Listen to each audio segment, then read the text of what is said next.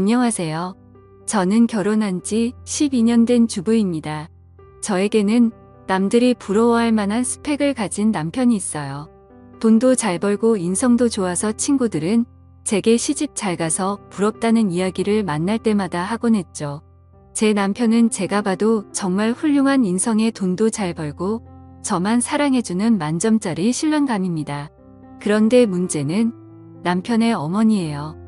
남편과 결혼 후에 첫 6개월은 시어머니와 함께 살게 되었어요. 시어머니 집에서 얹혀 산 게 아니라 저희 신혼집에서 함께 살았습니다. 그렇다고 시어머니께서 집이 없는 것도 아니었죠. 시어머니는 강남의 60평이 넘는 고급 빌라에서 아버님과 함께 살고 계세요. 그런데 아버님만 그 집에 놔둔 채 저희 집에 들어와 살게 되신 거죠. 시어머니가 굳이 신혼집에 들어와 함께 사신 이유는 결혼 전점을 봤는데 그 점쟁이가 한 말 때문이었어요. 시어머니가 신혼집에 함께 살아야 애군도 맞고 4대 독자 집안의 대를 이을 수 있다고 했다네요. 시어머니 말씀에 의하면 저희 남편은 사주에 나무가 많은 사주라고 하더군요. 나무가 많으면 건강상으로는 위장이나 신경계 질환이 생길 수 있다고도 했고요. 그래서 시어머니 사주에 화가 있어서 남편의 나무 기운을 눌러주어서 지금까지 사건 사고 아픈 데 없이 잘 살았다고 하시더라고요. 저는 사주팔자나 미신을 믿는 편이 아니어서 제게는 허무맹랑하게 들렸는데 저희 시어머니는 이런 것들을 철석같이 믿으세요. 그래서 결혼하자마자 시어머니께서 저희 신혼집에 들어오시겠다고 하신 거였죠. 전 처음에 어처구니가 없었지만 착한 남편이 저희를 설득하는 바람에 그래 아기 낳을 때까지만 참으면 되겠지라고 가볍게 생각했어요. 하지만 그건 저만의 큰 착각이었죠. 그때는 이 선택이 저를 얼마나 힘들게 할지 전혀 상상도 못했네요. 시어머니는 모든 걸 사주와 미신에 접목해서 사사건건 참견을 하셨어요. 부부관계할 때조차 저희 마음대로 할 수가 없었죠.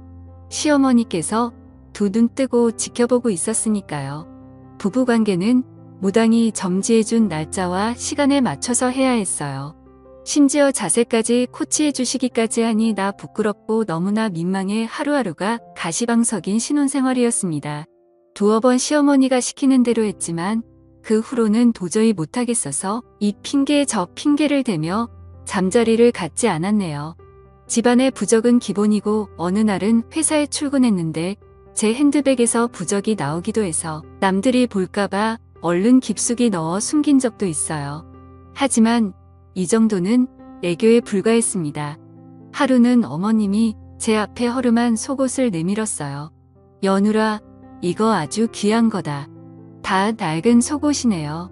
어머니 거예요. 이게 왜 내 거야? 내 거지 저 그런 속옷 없는데요. 그거 아들을 셋이나 낳은 여자가 입었던 속옷인데 그거 입으면 아들 셋이나 낳는다더라. 어머니 이게 언제적 이야기예요. 그런 거 다 미신이에요. 더럽게 남이 입던 걸 어떻게 입어요. 더러워 내가 이 속옷 사온다고 얼마를 쓴 줄 아니? 그리고 이건 미신이 아니라 과학이야. 이 속옷에 좋은 균들이 묻어 있어서 임신에 도움이 되는 거라니까. 한마디로 임신되게 하는 유산균 같은 게 있는 거지. 그럼 설마 그거 빨래도 안 된 거예요? 빨래하면 효과가 없어지니까 당연히 안 했지. 어머니, 저 절대 그거 못 입어요. 그냥 도로 가져다 주시고 환불받아 오세요. 너 정말 시애미만 안 들을 거야. 그러다 너의 못 가지면 어쩔래. 내가 지금 젊은 것도 아니고 내년 이한 40인데 요즘 조기 폐경이다. 뭐다 말 많던데 너도 그러다 폐경 오면 어쩔래. 어머니, 엄마 제발 이런 것 좀 사오지 마. 그렇게 좋은 거면 엄마가 입고 내 동생 놔줘요. 뭐 이 녀석아 말이 되는 소리를 해. 엄마가 먼저 말이 안 되는 소리를 하니까 그렇죠. 내가 애초에 젊은 여자 데리고 왔으면 이런 일도 없었잖아. 그런 다 늙어빠진 애 데려와서 이 고생을 시키니 엄마 민지 앞에서 그게 무슨 막말이야. 엄마 아들도 40 넘었어. 엄마 논리대로라면 내 정자도 다 늙어빠졌다고. 솔직히 나이 그거 숫자에 불과해. 민지가 얼마나 건강관리도 잘하는데 지금도 겉모습은 30대 초반이야. 그리고 그 나이에 민지 같은 몸매 유지하기가 어디 쉬운 줄 알아? 어이구 팔불질 나셨네. 그러니까 내 말은 엄마가 그런 미신에 의지하지 않아도 우리 나름대로 운동하고 영양제 먹으면서 노력하고 있으니까 걱정하지 말라고요. 그런데 그 팬티 환불되는 거 맞아요? 그건 왜 나 이거 환불할 생각 없다. 꼭 입힐 거다. 알았어요. 주세요. 제가 입을게요. 제가 입어도 간접적으로 효과 있겠죠. 아이고 됐어. 환불할 테니까 일이네. 저는 남편과 시어머니가 대화하는 동안 한마디 말도 못하고 둘의 대화만 듣고 있었네요. 시어머니의 저런 독한 말씀에 가슴이 무너져 내렸어요. 제가 나이가 많은 게 시댁에서는 흠이라고 생각하는구나 싶어 자존심도 상하고 눈물도 찔끔 나더군요. 하지만 남편이 제 편을 들어줘서 간신히 참을 수 있었네요. 그날 이후로 남편은 제게 부담 갖지 말라며 이제부터 부부관계도 우리가 원할 때 하고 엄마 눈치 보지 말자고 했습니다. 남편 말대로 마음을 좀 편하게 갖고 지내다 보니 결혼한 지 6개월 만에 임신을 했고 남편도 저도 시어머니도 무척 기뻐했어요. 게다가 약속한 6개월이 되면서 시어머니는 본가로 돌아가셨고요.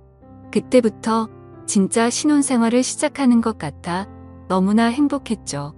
남편과 함께 퇴교를 하며 딸일지 아들일지 얘기도 나누고 나중에 어떤 직업을 시키면 좋겠다는 등 너무도 먼 미래를 꿈꾸며 행복에 가득 차 있었습니다. 아이는 뱃속에서 무럭무럭 자랐고 저는 이제 누가 봐도 임산부답게 배가 불룩 튀어나왔었어요. 남편은 이런저런 소리를 보며 배불뚝이라고 놀렸지만 그런 놀림이 싫지만은 않았습니다. 하루는 집에서 설거지를 하고 있는데 밑이 축축하더군요. 화장실에 가서 확인을 해보니 피가 섞인 분비물이 나와 있었어요. 저는 바로 병원에 갔고 병원에서는 늦게 왔으면 길에서 아기를 낳을 뻔했다며 응급수술을 해야 할지도 모른다고 했습니다. 아기 양막이 내려와 내진을 해보니 아기 발이 만져진다고 해서 수술을 하면 양수 파열로 수술 자체가 안 될 수 있다고 하더군요. 그냥 이 상태로 누워서 아기가 자를 때까지 기다려야 한다고 했죠. 그런데 결국 그날 밤 양수가 터져버렸습니다. 23주 5일 만에 태어난 아기는 510g의 무게로 너무나도 작았습니다. 아기는 곧바로 신생아 집중치료실에 보내줬어요. 저는 수술로 걸을 수 있게 되자마자 아기를 보러 갔습니다. 아기의 팔은 제 손가락만큼이나 작고 얇았어요. 아기를 보는 순간 아기를 꼭 살려야겠다는 생각이 들었고 매일매일 기도했습니다. 하지만 너무 일찍 태어났기 때문에 병원에서는 살 가능성이 50%라고 했죠. 제발 제발이라는 말만 하며 2달이 지냈을 무렵 아기는 하늘나라로 떠났습니다. 못난 어미 때문에 제대로 커보지도 못하고 하늘로 간 아기를 생각하면 너무 슬프고 괴로워서 가슴이 무너져 내리는 것 같았어요. 그 후로 남편과 저는 매일을 눈물로 지냈습니다. 그러던 어느 날 시어머니께서 제 보약을 지어서는 집으로 오셨어요. 시어머니도 아기에 대한 기대가 무척 컸기에 많이 속상해하셨죠. 그런데 곧 명절을 앞두고 시어머니께서 살 명절에 본가에 오기 전에 작은 산 위에 밥이랑 국을 떠서 모시라고 신신당부를 하시더라고요. 어머님 밥이랑 국은 왜요? 집에 있는 신한테 애올려야 돼. 너희 집에 신이 안 좋다는구나. 저는 아이를 잃은 지 얼마 지나지도 않았는데 시어머니가 또 미신 얘기를 들먹이자 기분이 좋지 않았습니다. 그리고 왠지 떠난 아기 때문에 그러시는 것 같아 느끼지 않았어요. 결국 전 시어머니께 그건 안 하고 싶다고 말씀드렸죠. 그랬더니 시어머니는 버럭하시며 말씀하셨어요.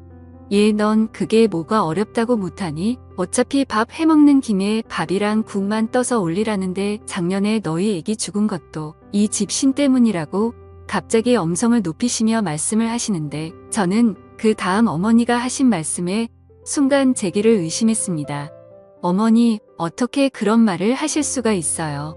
우리 애기 떠난 지 얼마나 됐다고? 전 아직도 애기 태동이 느껴져서 하루하루가 힘든데. 나는 뭐 그러고 싶어서 그러니 용한 점쟁이가 그렇게 해야 애가 좋은 데로 떠난다는데 어쩌니 그럼. 전 그동안 어머님이 저한테 물어보지도 않고 온 집안에 부적을 붙이실 때도 아무 말 안 했고요. 저한테 한마디 상의 없이 굿한다고 사람들 불렀을 때도 싫은 소리 한 번 안 했어요. 그런데 어떻게 애기 문제를 신 때문이라고 얘기하시냐고요. 이날 저는 처음으로 시어머니께 되들었습니다. 남편도 그런 제 모습에 놀라 지켜만 보다가 남편도 언성을 높이더라고요. 엄마 제발 그만 좀 해. 이제 그만 집에 가세요. 라며 어머니를 집 밖으로 내보냈습니다. 남편은 절 위로해주며 마음 쓰지 말라고 했지만 아기가 살기만을 바라던 그때가 떠올라 가슴이 너무 아파 그 자리에 주저앉아 엉엉 울었네요. 결국 남편과 둘이서만 설명제를 보내고 시어머니께 연락을 하지 않았어요. 어머님도 그런 죄가 심했는지 저에게 연락을 하지 않으셨죠. 그로부터 3개월 후 시어머니께 전화가 왔습니다. 냉전 후 처음으로 걸려온 전화였어요. 시어머니는 제게 그동안 잘 지냈냐며 물었고 저와 시어머니는 의미 없는 인사를 주고받았습니다. 저도 시어머니께 잘 지내셨냐고 여쭙는데 시어머니는 그 말을 기다렸다는 듯이 난 잘못 지냈다 하시더라고요. 저는 시어머니가 전화로 절 나무라 시려나 보다 했습니다. 그런데 전화가 끊어졌나 싶을 정도로 뜸을 들이시더라고요. 나 유방암이다. 이제 얼마 못 살 것 같구나. 지난주에 병원에서 정기 검진 받은 거 결과 듣고 왔어. 그런데 내가 암이라는구나. 어머니 그동안 마음고생이 얼마나 심하셨어요. 어머니 잘 치료받으시면 금방 나으실 거예요. 제가 잘 돌봐드릴 테니 너무 걱정하지 마세요. 그런데 몇 기 암이신 거예요? 유방암 2기라는데 수술해봐야 안다는구나. 수술 예약은 하셨어요? 내가 잘 아는 무당이 있는데 그 무당이 치료할 수 있다는구나. 네, 뭐라고요, 어머님? 암 치료를 왜 무당이 해요? 의사가 해야죠. 아주 용한 무당이라서 말기암인 사람들도 많이 찾아오는 그런 무당이래. 어머님, 제 남편도 알아요? 어머니, 암 치료 무당한테 받는다는 거. 저는 시어머니와 전화를 끊고 남편에게 전화를 걸어 시어머니와 통화한 이야기를 모두 들려주었습니다. 시어머니가 무당한테 암치료를 받으려 한다는 말을 들은 신랑도 노인네가 암이 아니라 치매에 걸린 거라고 하며 활짝 뛰었어요. 시어머니는 병원은 안 가고 신당을 찾아다니며 수백 수천만 원을 쓰고 다니셨습니다. 워낙 평생 펑펑 써도 남을 만큼 돈이 많으신 시어머니셨기에 돈은 그리 큰 문제가 되지 않았어요. 하지만 하루하루 시어머니의 생명을 좀먹는 암을 빨리 치료해야 했기에 두고 볼 수만은 없었죠. 게다가 아버님한테 전화가 왔더군요. 너희 엄마가 미쳐도 단단히 미친 모양이다. 웬 젊은 여자를 만났는데 그 여자한테 홀딱 빠져서 그 젊은 여자 무당한테 암치료를 받고 있다는구나.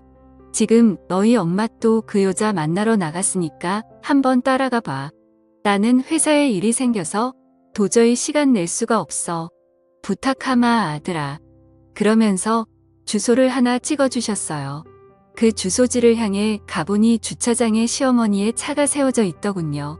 그리고 그 건물에서 시어머니를 찾을 수가 있었습니다.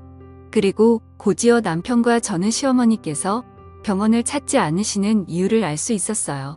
그 이유를 알고 전 경악할 수밖에 없었죠. 시어머니가 누워있는 곳은 간판도 없는 이상한 건물의 한 침대 위였어요. 시어머니는 침샘이 누워 마사지를 받고 계셨습니다. 저와 남편은 시어머니가 마사지를 받으러 오신 거였구나 생각하며 집으로 돌아가려고 했어요. 아무래도 시아버지가 뭘 잘못 아셨나 보다 생각하며 나가려고 했죠. 그런데 그때 마사지사와 시어머니의 대화를 들었는데 경악을 금치 못했네요. 암치료 마사지 꾸준히 하시면 저절로 나으실 거예요. 어떠세요? 벌써 몸이 좀 가벼워진 것 같지 않으세요? 정말 그런 것 같네요. 가격이 좀 비싸긴 하지만 암치료만 된다면야 이 정도는 비싼 것도 아니죠. 그럼요. 암도 병원 가서 고치려면 1억 넘게 되는데 저희는 마사지 회당 300만 원밖에 안 되니까 엄청 싼 거죠.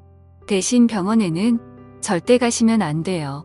마사지로 기의 흐름을 다 잡아놨는데 병원 가서 치료받으시면 지금까지 한 일들이 다 허사가 되거든요. 알겠어요. 꼭 명심할게요. 다음번엔 침술도 시작하겠습니다. 침술은 회당 1000만원인데 괜찮으시겠어요? 1000만원이요? 원래는 1000만원인데 우리 회원님은 마사지도 받고 계시니까 특별히 500만원에 해드릴게요. 하루빨리 쾌차하셔야죠. 아유, 감사합니다. 이렇게 마음씨 좋으신 무당 선생님 만나서 제가 참 복받았네요. 저도 치료 열심히 받고 얼른 낫도록 할게요. 알고 보니 시어머니는 암치료라며 고액의 마사지를 받고 있었어요. 게다가 다음번엔 침술까지 한다니 이러다 사람 잡겠다 싶더라고요. 시어머니는 마사지를 모두 받고 집으로 돌아가셨고 남편과 저는 건물 계단에 숨어 있다가 다시 들어가 그 사기꾼 무당을 만나러 갔습니다. 남편은 화가 머리끝까지 나 있는 상태였죠. 잠깐 저 좀 보시죠. 누구시죠? 저 방금 당신이랑 있던 사람 아들입니다. 우리 엄마를 어떻게 꼬드긴 건지 모르겠지만 이게 사람이 할 짓입니까?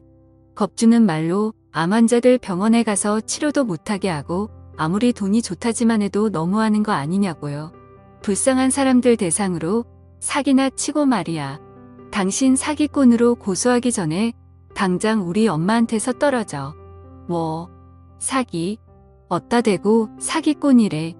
그렇게 남편과 사기꾼이 실랑이를 벌리는데 갑자기 딸랑 소리와 함께 2명의 남자가 들어왔어요. 경찰입니다. 박무당 씨 당신을 불법 시술 및 살인죄로 체포합니다. 살인죄라니? 결국 침술로 사람을 죽였다는 말에 저와 남편은 너무 놀라 입이 다물어지지 않았어요. 하마터면 시어머니도 불법 침술을 받아 저 세상을 갈 수도 있었겠구나라는 생각에 몸이 덜덜 떨렸습니다. 여보, 우리 어머님도 정말 큰일 날 뻔한 거 아니야? 그러게.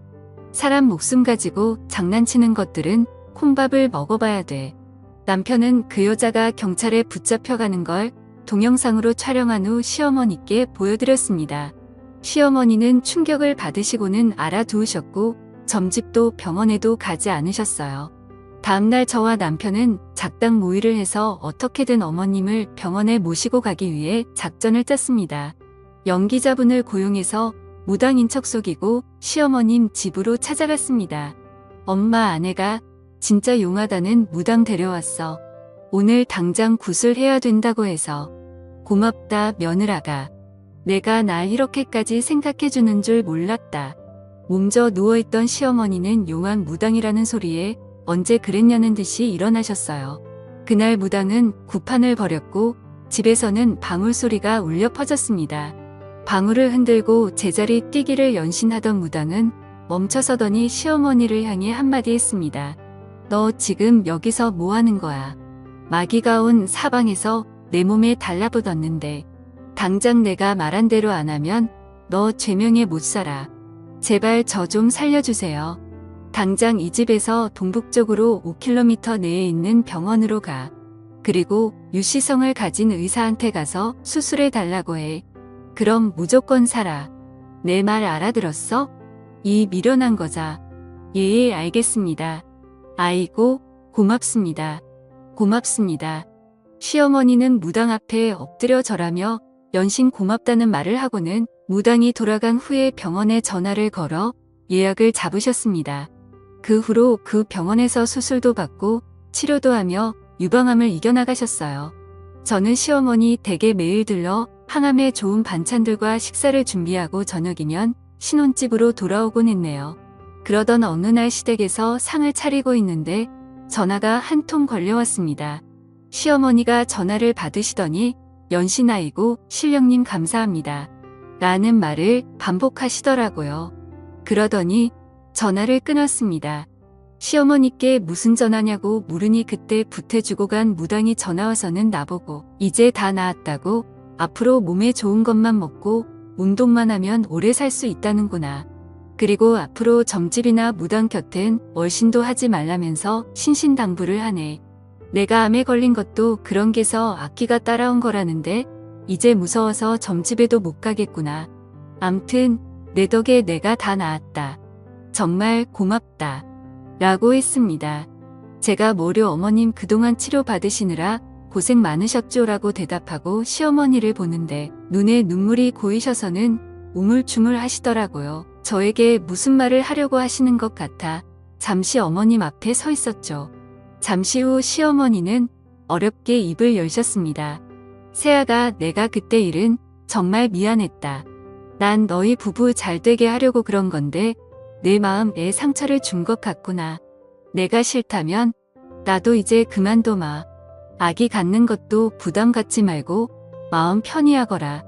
나도 시집 와서 진누나 키 전까지 시어머니한테 구박받고 달달 볶였었는데 시어머니가 나한테 했던 것처럼 너한테 내가 똑같이 한 것 같아서 부끄럽다구나. 그리고 너한테 막말했던 것들은 다 잊어주렴. 너도 사돈 때 귀한 딸 자식인데 내가 내 아들 나이 많은 건 생각 안 하고 너한테만 너무 나무랐어. 이 못난 시애미가 미안했다. 전 시어머님의 진심 어린 사과에 마음 깊숙이 박혀있던 가시가 빠져나가는 기분이었고 저도 눈물이나 잊고 있던 앞치마로 연신 눈물을 훔쳐냈네요. 그 후로 저희 고부 사이는 다시 좋아졌습니다. 전 집으로 돌아와 남편에게 그날 일을 이야기했죠. 남편은 제 이야기를 다 듣고 난 후 저를 안아주며 말했어요. 당신 정말 고마워. 당신이 우리 엄마 살린 거나 마찬가지야. 그때 말한 대로 용한 무당이라고 연기자 세워놓고 연기한 덕분에 엄마가 병원 가서 수술한 거잖아.